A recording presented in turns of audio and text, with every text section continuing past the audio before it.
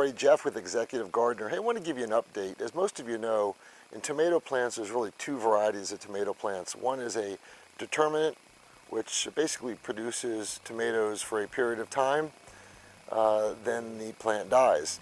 And then there's the indeterminate variety, which you'll find a lot of your heirloom varieties, which basically if you live in a warm climate, as long as there's no frost, will just continue.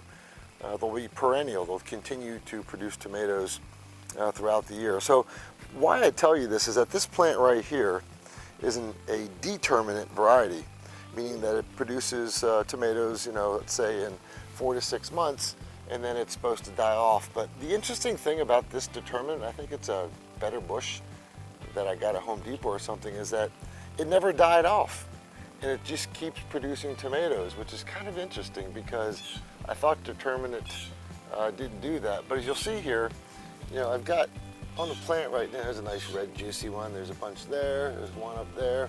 There's probably about 40 or 50 tomatoes that just keep being produced on this plant. It's unbelievable.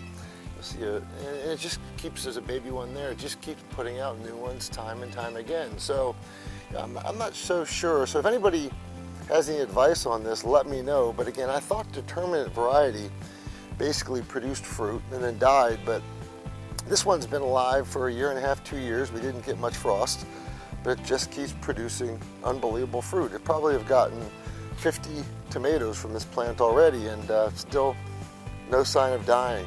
When you'll see here, this doesn't look too healthy, but what I typically do is just clip these off with a trimmer or some scissors, and then it just grows back, grows new green leaves and buds out. So anyway, I would advise, if you don't have so much of a green thumb, to get a determinate variety.